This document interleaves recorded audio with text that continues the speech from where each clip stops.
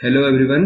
इस वीडियो में हम देखेंगे quadratic equation and arithmetic progression के कुछ इंपॉर्टेंट क्वेश्चंस जो बोर्ड एग्जाम के पर्सपेक्टिव से काफी इंपॉर्टेंट है। तो सबसे पहले देखते हैं 4.2 एक्सरसाइज का फिफ्थ क्वेश्चन।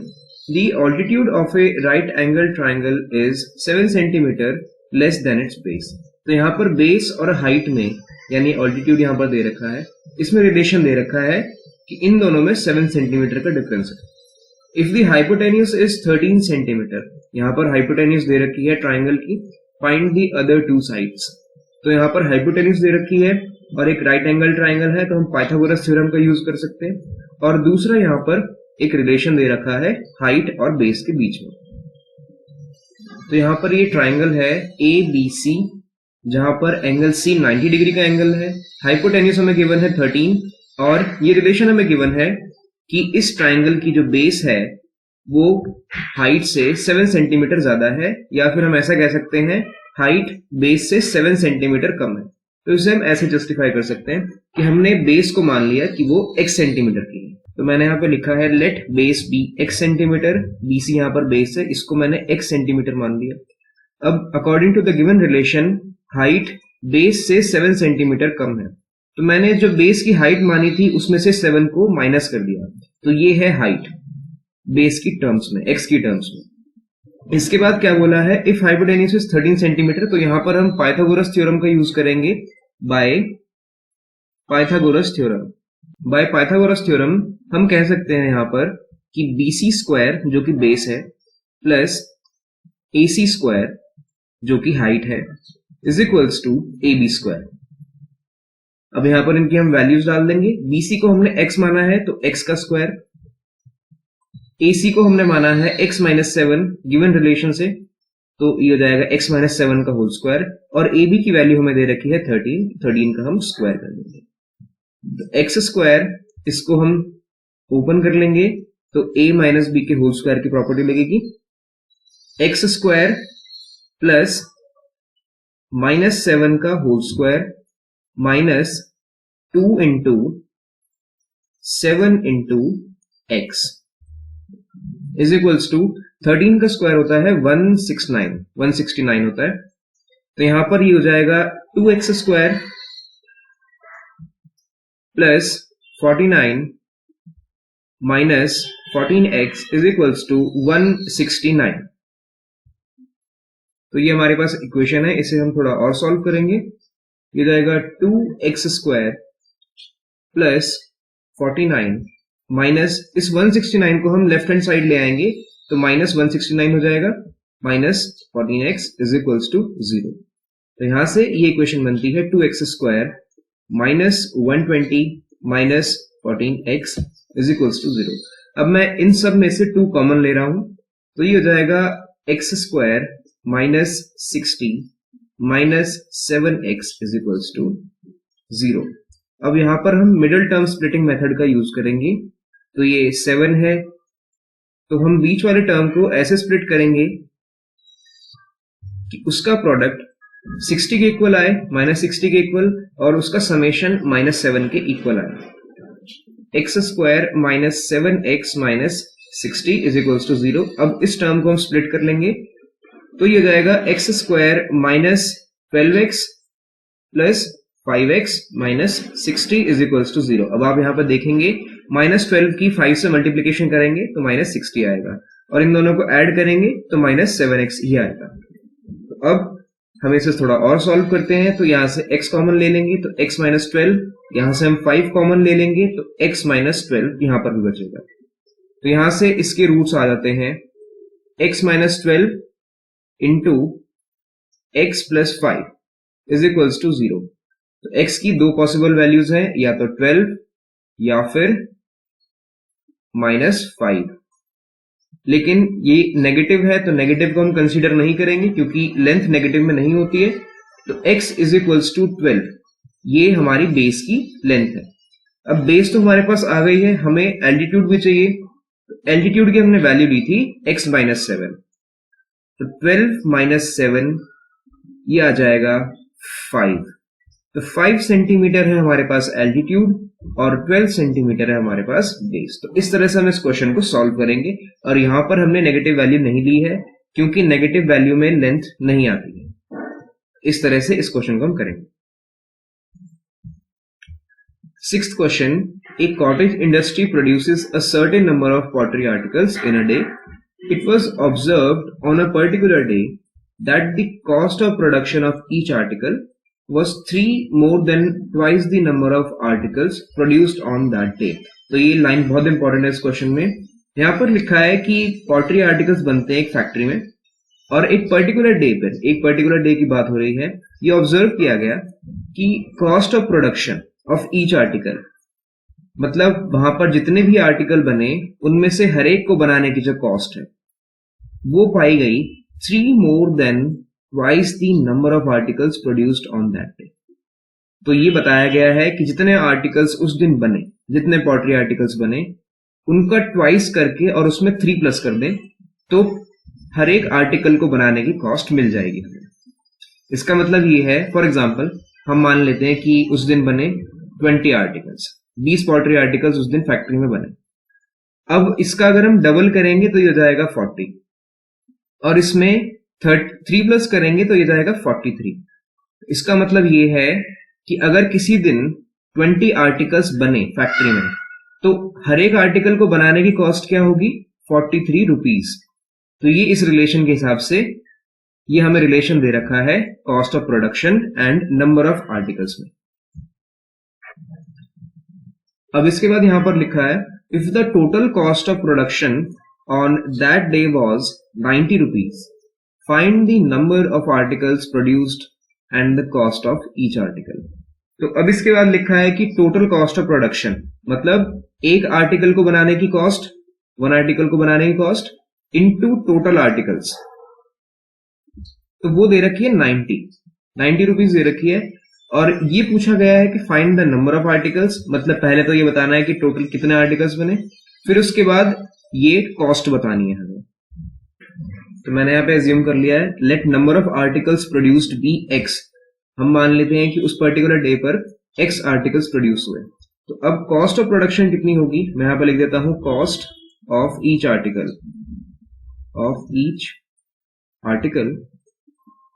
तो ये क्या दे रखी है यहाँ पर, ये दे रखी है twice of the number plus 3। तो इतने प्रोड्यूस हुए, इनका हम डबल कर देंगे, डबल कर दिया हमने इनका, अब इसमें 3 प्लस कर देंगे तो इतने रुपीस इसकी कॉस्ट है एक आर्टिकल को बनाने की।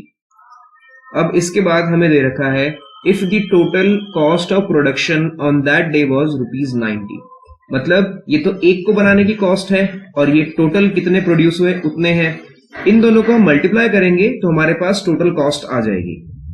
तो हम इसे ऐसे लिखेंगे 2x + 3, ये एक को बनाने की कॉस्ट और कितने बनाए टोटल हमने, x बनाए, तो इसे मल्टीप्लाई करके आएगा ये 90 के इक्वल।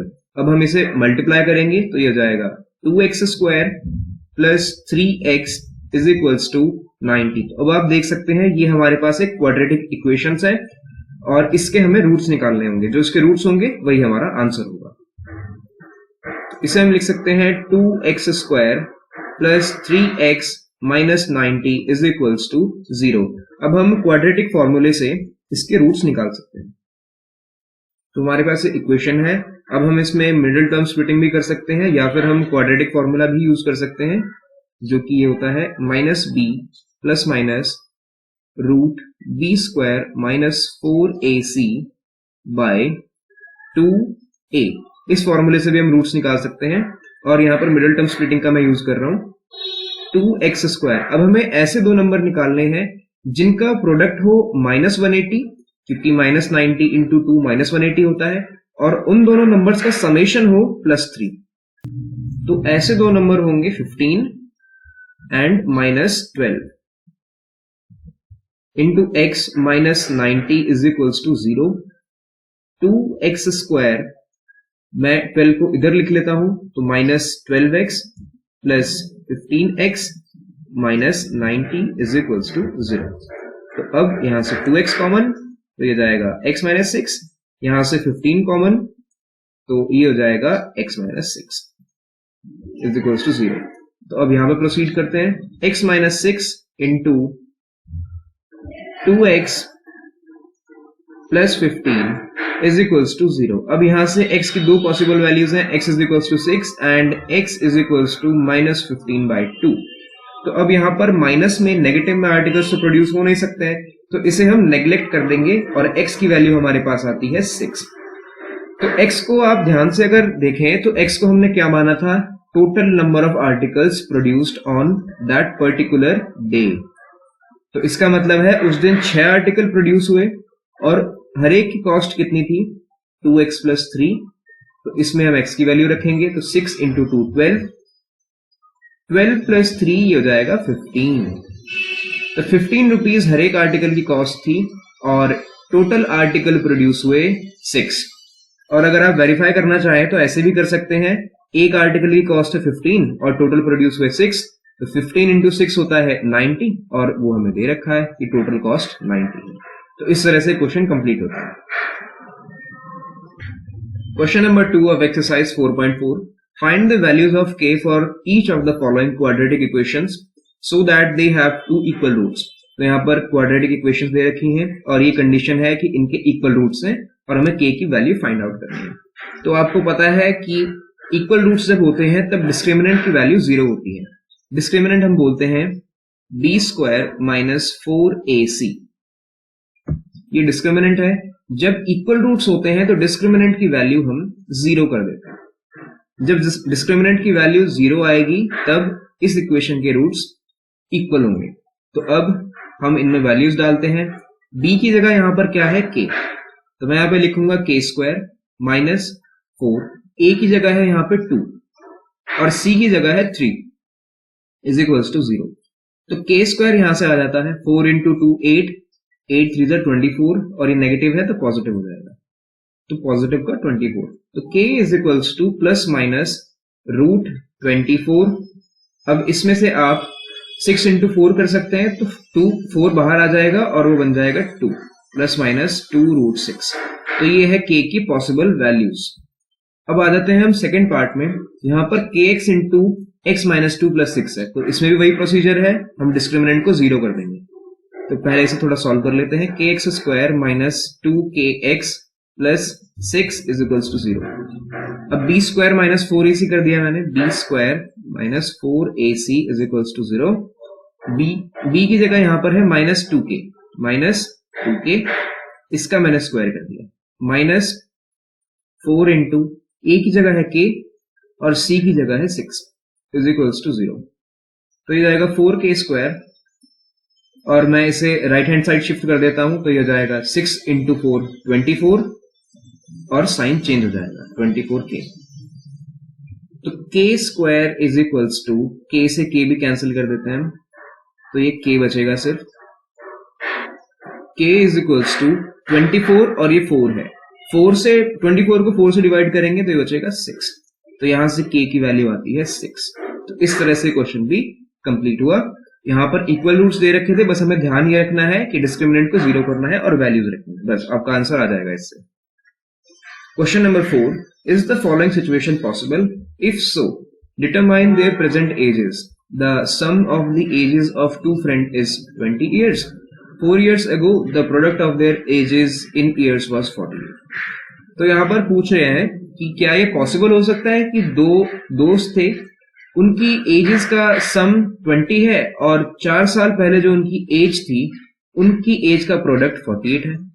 तो देखते हैं हम क्या ये पॉसिबल है। मैं मान लेता हूं कि दोनों में से एक फ्रेंड की एज है x years और दूसरे फ्रेंड की एज है y years। इन दोनों को प्लस करके कितना आएगा, 20। ये गिवन है हमें, मैं इसे फर्स्ट इक्वेशन मान लेता हूं। अब दूसरी इक्वेशन में हमें क्या करना होगा, यहां पर हो रही है 4 साल पहले की बात, उनकी प्रेजेंट एज x है, तो 4 साल पहले क्या एज होगी, x माइनस 4 और y माइनस 4। अब मैंने इनका मल्टीप्लीकेशन कर दिया, यहां पर मैंने प्रेजेंट एज ली और 4 साल पहले इन्होंने बोला था क्वेश्चन में, तो 4 साल पहले की एज ली, माइनस 4 कर दिया मैंने। अब इनका प्रोडक्ट करना है, मतलब मल्टीप्लीकेशन, और इनका प्रोडक्ट किसके इक्वल है, 48।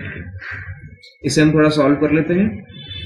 इससे अच्छा है कि हम यहाँ पर सीधा वैल्यू सब्स्टिट्यूट कर लेते हैं फर्स्ट इक्वेशन से।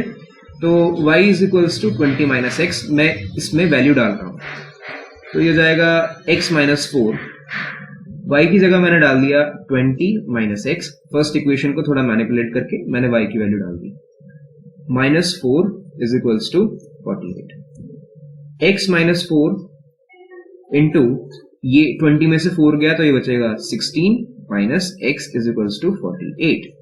अब ये x की टर्म्स में एक क्वाड्रेटिक इक्वेशन बन जाएगी, तो हम इसे मल्टीप्लाई करेंगे, तो x को पूरे ब्रैकेट से मल्टीप्लाई करेंगे फिर माइनस 4 को, तो ये जाएगा 16x minus X square minus 64 plus 4x is equals to 48।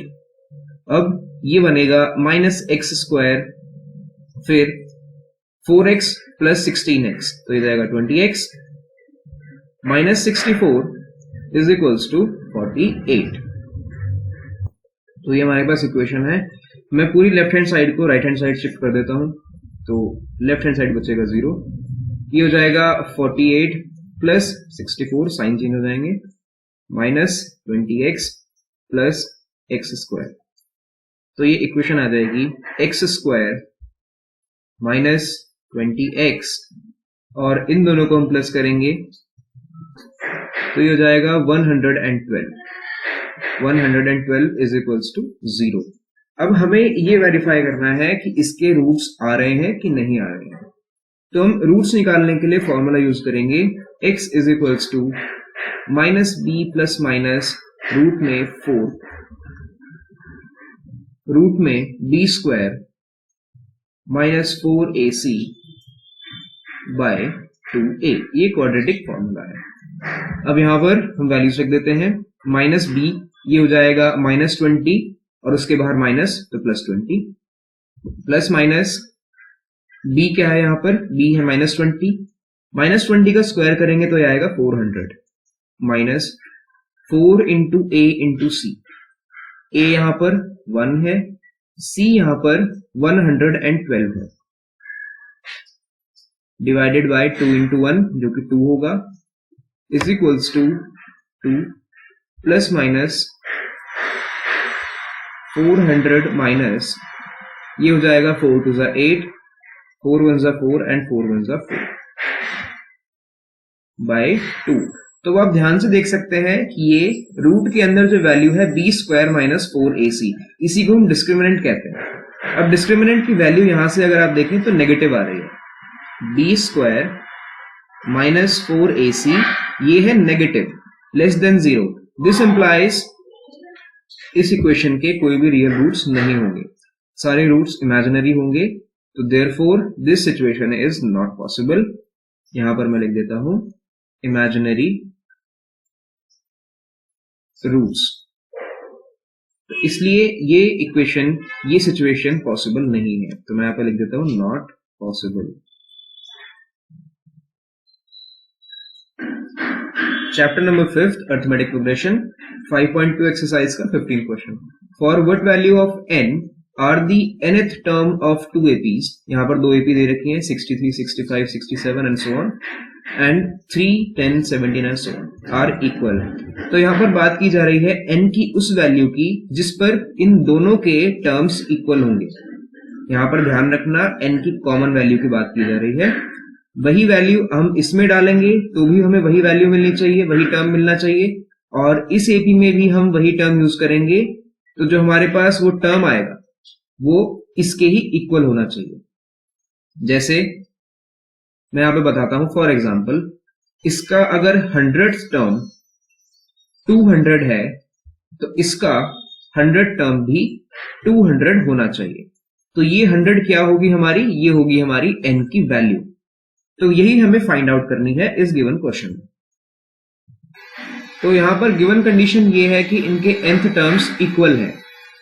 nth term first AP का nth टर्म हो गया ये, और सेकंड एपी का nth टर्म हो गया ये, इन दोनों के nth टर्म्स इक्वल है।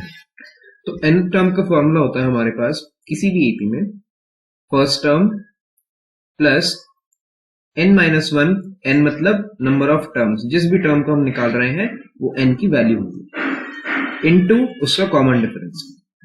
और इसके लिए भी मैं लिखूंगा उसका फर्स्ट टर्म एपी का n-1 क्योंकि n दोनों में सेम रहेगा, इनटू d2। तो अब फर्स्ट एपी ये वाली अब इससे फर्स्ट टर्म क्या होगा, a1 की वैल्यू यहां पर होगी 63 और इसका कॉमन डिफरेंस होगा, इसमें से मैं इसको सब्ट्रैक्ट कर देता हूं, 65 में से 63 को मैंने सब्ट्रैक्ट कर दिया तो ये आ गया 2, तो इसका कॉमन डिफरेंस है 2।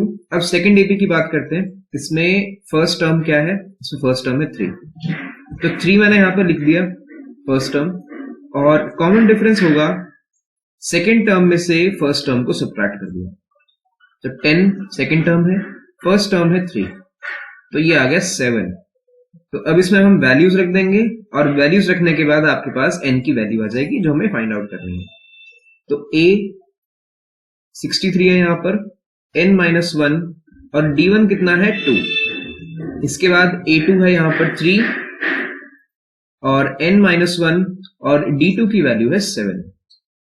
तो अब 63 और 3, तो ये हो जाएगा 60, मैं इसे लेफ्ट हैंड साइड ले आया और ये नेगेटिव का हो गया, प्लस अब इस ब्रैकेट को हम ओपन कर देते हैं तो ये हो जाएगा 2n-2 और ये हो जाएगा 7n-7, तो ये हो जाएगा 60 इज इक्वल्स टू 7n में से हम माइनस कर देंगे 2n को और ये हो जाएगा -7 प्लस 2, 60, अब ये हो जाएगा -7 प्लस 2, ये हो जाएगा -5 और लेफ्ट हैंड साइड शिफ्ट करेंगे तो ये जाएगा +5 इज इक्वल्स टू 7n में से 2n गए तो ये जाएगा 5n